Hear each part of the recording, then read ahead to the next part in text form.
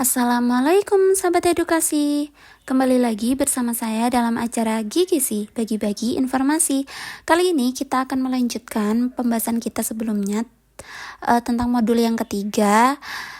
Topik yang pertama yaitu keragaman peserta didik. Nah, ini tugas topiknya sudah selesai, tinggal kita akan membahas aksi nyata. Di sini kita diminta untuk merefleksikan pembelajaran terkait keberagaman peserta didik dan akomodasi yang layak. Ini sesuai informasi yang tertera pada dokumen berikut, kita download.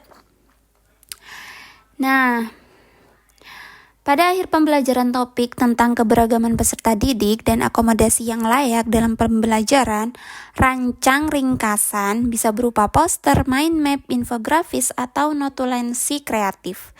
Berikutnya, mari refleksikan pembelajaran terkait keberagaman peserta didik dan akomodasi yang layak ini dengan menjawab pertanyaan-pertanyaan berikut. Yang pertama, pemahaman baru apa yang Anda dapatkan setelah mempelajari konsep keberagaman peserta didik dan akomodasi yang layak? Yang kedua, bagian manakah dari konsep keberagaman peserta didik yang paling menantang? Yang ketiga, hal-hal lain apakah yang ingin Anda pelajari lagi terkait dengan keberagaman peserta didik dan akomodasi yang layak? Setelah melakukan refleksi, tuliskan rancangan atau rencana aksi nyata terkait konsep keberagaman peserta didik dan akomodasi yang layak, yaitu kegiatan yang bisa Anda lakukan untuk dapat menjadikan setiap peserta didik dapat berpartisipasi secara aktif di kelas. Nah, di sini saya punya 2 referensi untuk mengerjakan aksi nyata ini. Kita bisa mengerjakan aksi nyata ini di Canva, tapi tidak disarankan karena kemarin ini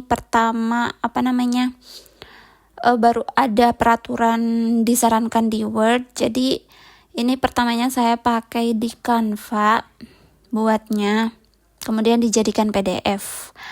Nah, ini jadi aksi nyatanya di sini di awal. Kemudian kita jelaskan apa itu keragaman peserta didik.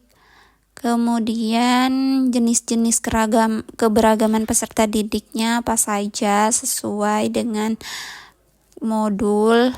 Kemudian kita baru jawab pertanyaan refleksi yang ada 3 tadi. Nah, ini pemahaman baru apa yang Anda dapatkan setelah mempelajari konsep keberagaman peserta didik dan akomodasi yang layak? Nah, kita jawab sesuai dengan pendapat kita kayak gitu.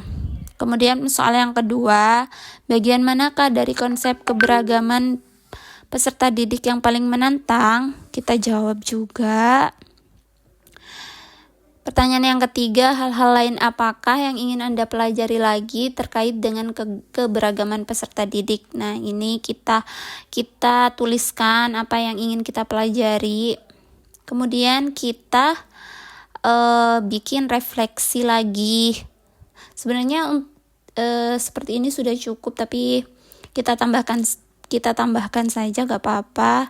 Kemudian kita tulis umpan baliknya dari guru-guru atau teman sejawat, kemudian dokumentasi. Nah, kan diminta untuk membuat poster.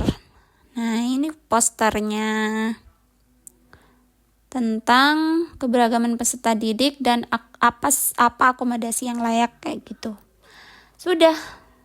Nah, untuk referensi yang kedua saya membuat di Word. Ini juga lolos validasi ya. Nah, ini kita buat covernya. Kemudian kita kan diminta untuk bikin poster. Nah, kita bikin poster tentang keberagaman peserta didik dan akomodasi yang layak. Nah, kita bikin posternya seperti ini. Kemudian kita jawab refleksinya. Kita jawab refleksi yang ada 3 pertanyaan tadi. Kayak gini. Nih, kayak gini. Kemudian setelah itu kita tulis umpan baliknya dari teman-teman sejawat. Kemudian kita dokumentasinya disertakan. Sudah selesai. Itu saja yang dapat kita share kali ini. Semoga bermanfaat. Kita ketemu lagi di pembahasan selanjutnya. Bye-bye.